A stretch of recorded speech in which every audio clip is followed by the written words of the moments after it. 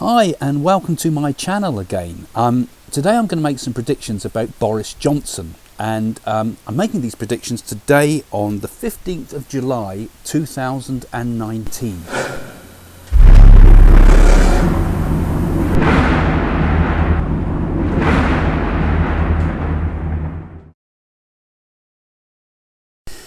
Now, those of you that follow my channel will know that I've made many predictions about UK and American politics, and a long time ago I predicted that Boris Johnson would become the Prime Minister of the UK and follow Theresa May after her disastrous PMship.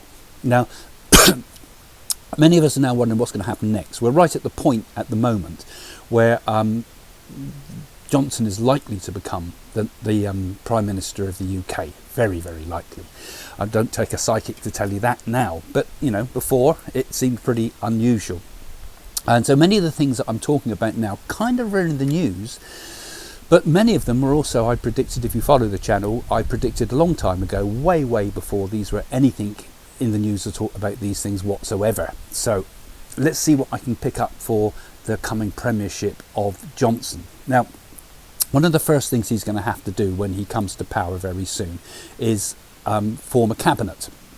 So first of all, let's see who's not going to be in it. First of all, Phill Hammond, out. He's going into obscurity, that guy. Unfortunately, his political career is pretty much done as far as I feel.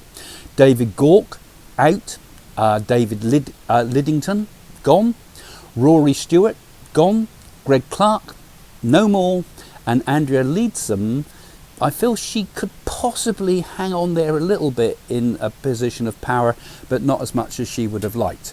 I feel she's going to only be in power because the Tories are going to find it very hard to find enough female roles in their mainly male-dominated politicians. Now, Sajid Javid, I feel, is going to become the next Chancellor. It's going to be a toss-up between him and Jacob Rees-Mogg, but I feel Sajid Javid will become the spokesman, the right-hand man, really, I suppose, of Johnson. Also because he's also very good at expressing himself in a controversial environment where there's a lot of conflict. Jacob Rees-Mogg going to be a major player in the new government as well, possibly Deputy Prime Minister for him. Esther McVey is going to have a leading role. David Davis is going to come back into prominence again, and Dominic Raab is also going to be a very dominant in the cabinet. There's going to be a few surprises too, I feel. Michael Gove, the enemy of Boris Johnson, really, who stabbed him in the back, his Judas, his Horatio, he is going to be in the cabinet, I feel, in a fairly dominant role. My feeling is he'll probably be something like possibly Foreign Secretary. Like Boris Johnson said, you can do my old job. Or maybe Home Secretary. He's not going to like it, but he's a pragmatic person, and I feel will eventually warm to the idea.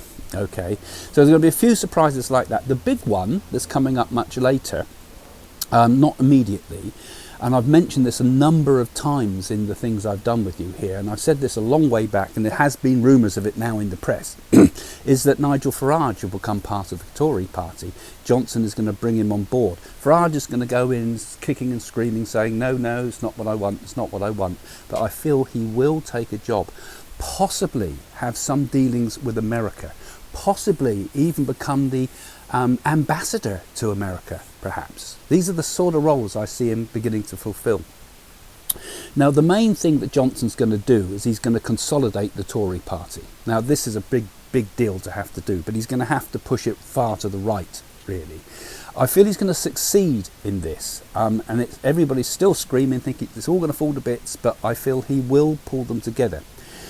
His main style is going to be directly talking to the people. It's not going to be so much in the interview stance. It's not going to be doing tweeting like Donald Trump does. But I feel there's going to be a lot of sort of addresses from Boris Johnson, almost Churchillian, a bit like Churchill would have done, where he addresses the people. We are in a moment of danger. It's a bit like Normandy landings or D-Day, those type of addresses. This is the biggest thing that Britain has to do. So he's going to sort of appeal to the patriotism. Let's face it, Theresa May was only really a manager, and she sort of muddled everything. I think we're going to see in Johnson much more confidence come out, much more leadership qualities. So in fact, even though he's got so many flaws that I'm sure many of you don't like about him, and we worry about his personal life, I feel he doesn't appeal to women at all because of all what he's done, And I don't think he appeals to many people, but I feel he will gradually get the support of the country as he begins to move forward, and there's less gaffes and more positive actions from the man. So the kind of theme we're going to be seeing ahead, like it or not, is going to be patriotism. He's going to talk patriotically about Britain. Now, unfortunately, as I made in some of my other predictions, I've also said that there was going to be this big Middle East crisis, which is starting to happen. And I said this a long time ago. This is the one I spoke about before, you remember, when I talked on Russian television. And I broke this idea there. But I see Russia getting involved in this whole thing, and I see big conflicts between America and Russia, and I see Britain being pulled into it deeper and deeper and deeper, as I said before, and as has recently happened this week with all this business about the Gibraltar tanker boarding and all the rest of it. Not boarding, but they stopped the tanker, didn't they? So this is going to be a problem. Plus, remember, if you look at my China section on my website, I made many predictions about a revolution in China for a new democracy. This we can see happening now. Starting in Hong Kong, it's going to spread. It's not going to get better. It's going to get worse and worse and worse. It's going to start to escalate. So there's going to be many overseas troubles, which is kind of from. Now we're looking at Johnson here rather than other predictions. I'll talk about those in another video later. But we're talking here about Johnson's position. I feel it's going to strengthen him. And he's had that role in the past of Foreign Secretary, even though he messed it up quite a lot, didn't he? But I feel that he's going to come to his own through foreign policy. Now his main interest, as far as I can understand with the man, is in home policies actually, though foreign policies are going to take over for him. He's going to bring in some of his things straight away that he really likes. Now, he did speak about full fibre broadband going nationwide. I feel that's going to be brought in. I don't think that's a surprise for a psychic to say that. I think that's something you could think about yourself. Also, I get the sense even though the Heathrow thing's all gone through, I feel he's going to start to bring that battle back on the fore about changing the Heathrow project, so we might see that quite early in his premiership. He's going to do the big tax cuts. He says. I feel he's going to be another man, a bit like Trump, who says things everybody gets shocked about, but then does it. And the big one, which I feel is new, which he's not announced anything about. There's going to be a big thing to get the country going again, particularly by getting the property market alive. And I feel there's going to be some big new opportunities for first-time buyers. This is what I'm hoping for, and I feel kind of connected with in a way because, my children are trying to buy houses and it's difficult for them. And my feeling is he's going to get rid of stamp duty completely for first-time buyers. But he's also going to bring in this opportunity where people can buy not just new builds, but they can buy old builds too. Because it's the new builds where they all get ripped off. They get cheap mortgages and they get opportunities, and then they have the carpet pulled from underneath them along the line when they suddenly find they're paying massively more than they expected and their property's not worth anything because it's made out of cardboard. So I feel there's going to be this thing to regenerate the whole of the housing market, not just the new builds where they're building on all our green space everywhere, which is my great annoyance, and all the beautiful parts of the country. That anyway, they're ruining the country. Let's hope he changes something on that. So he's going to do this big housing thing. I feel that's going to be a really big thing, and big tax cuts, which he will achieve for the higher earners. He's going to start to pull a lot of the younger higher earners into the fold with him, and some of the Brexit party, into him. Now, Labour's not going to like him coming into power, of course. I feel they're immediately, almost on day one, there's going to be a call of no confidence in the government from the Labour Party, and they're going to call for a general election. It ain't going to happen, though. They're not going to get away with it.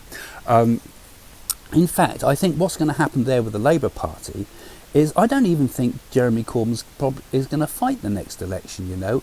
I get the feeling he's going to be pulled out of power eventually. Yvette Cooper, I think, is going to be the next high-profile leader of the Labour Party, and she will take the Labour Party into new realms and possibly even help them win a general election. But I'm going to talk about that in another time. Okay, that's a possibly, remember, because I don't feel they're necessarily going to win. But anyway, that's something further along. But let's see what happens with Yvette Cooper. I feel she's going to take over from Jeremy Corbyn. We're going to get a bit of a revolution there in the Labour Party.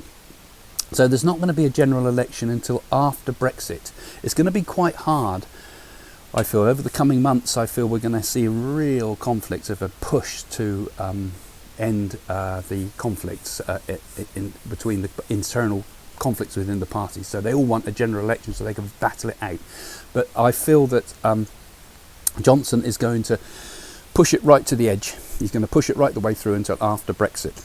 Now, first, like I said, he's going to go off straight away off to see Trump. He's going to come back with a promise of a big deal after Brexit. It's like he's going to try to appease everybody, let everybody know that there's not a big problem here. This is what his attitude is going to be. We've got something, guys. You know, this is the way he's going to do it. Trump has promised this, he's going to deliver, right? And I feel there's some big deals to be done with people like New Zealand, for example. I know they're smaller countries, but there's going to be deals in the pipeline very, very soon. And with India, I feel he's going to pull something out the bag with India too. So we've got these big deals genuinely lined up to happen immediately after October. You're going to take us out on the 31st of October. There's no problem with that. It's going to happen on the date, I feel. It won't be as chaotic as everybody says. And I've been through all this with my Brexit stuff. I'm not going to repeat that now. Go and look at my Brexit video if you want to know what my predictions are with that. But I will add one more sort of thing to this whole idea of the Brexit deal and things that are happening there.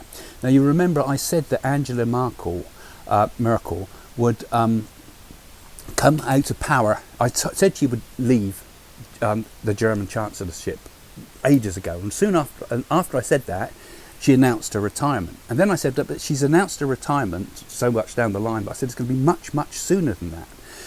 And now we see the poor woman is not very well, and it does appear that she'll, you know, to me, I feel she is going to go just as I predicted before. She's going to go earlier, maybe even before Brexit. You know, before the 31st of October, that's in the next weeks. And this is going to kind of upset a lot of things in Europe. Also, we've got all this changeover with the leaders of the EU happening all at once too. So we've got a whole new set of people there. And I also feel that Emmanuel Macron, he is going to be in really bad political shaky ground very soon. We're going to see him not pulled from power, but very, very weak. Trying to be the strong man in Europe, but very, very weak at home. And I feel that's going to we're going to see, I'm not quite sure what I'm getting with this, but we're going to see something with him in the press about Brexit. And he would have to kind of roll back his negativity. So I think we're going to get a bit of a deal, but it's still going to be quite a hard Brexit, like I've said all along. It's kind of juggling together last minute deals on trade for the car industry and things like that, but that's all in my other videos. But my focus has really been with Johnson. I feel Johnson's going to stay with us for a while. I feel he's going to be the Prime Minister until the next general election. I'll go into the next general election, and I'll tell you more about things that are going to happen with that next time when we get a bit closer to those things. Anyway, that's it for now. Do please leave any comments below that you have about this. Do you disagree with me? Am I completely wrong with this? Do you feel the same? You know, and so put your comments down below. And if you like this channel, don't forget to follow it. If you click that little bell thingy at the bottom there, you know, it goes ting, and then you can get updates every week, every time, and more than once a week now. We're doing them 2 or 3 times a week sometimes now. These videos. So yeah, so thanks for joining us. Join us again, and if you like what I do please read my books. My most interesting, I think, for those that are interested in prediction, is Messages from the Universe. That book, Messages from the Universe, I consulted an oracle in India. This is what really changed my whole view of things about predicting the future, you know, because I thought, well, you know, Jane and myself, for example, we were on the Big Breakfast for a long time, and we used to predict next week's news today, and we used to get it right time after time with Paula Yates. You might have seen it. There's some clips on my channel here. But we used to do this, and I always felt you could predict the future. But when I consulted that Indian oracle, not only did it predict the future, but it told me everything in such detail. Even the most incredible clairvoyants of all time could not have predicted those things. I mean, it was mind-boggling. So check out my book, Messages from the Universe, because I think you might enjoy that if you're interested in predictions. And of course, I'm a medium, I'm a psychic. I also do private work for people. So if you go to my website, Jane, my wife too, she does private consultations. So if you go to our website, you can also book us for readings. Okay, well, thanks for joining us. See you next time. Bye for now. Check out our website for more stuff. You can book psychic readings with us and find out about our public events. Or watch our fantastic movie called Mystic Journey to India. It's a mind-boggling adventure that's now showing on Amazon Prime. And if you want to learn more, you can find out about my books and courses. Check out Messages from the Universe that reveals the ancient secrets of existence. Or read my book called Psychic School to discover and enhance your own psychic skills. Or how about What to Do When You're Dead, my book about the afterlife and what it's like. All this plus lots more, lots of new articles and videos, all on my fascinating website.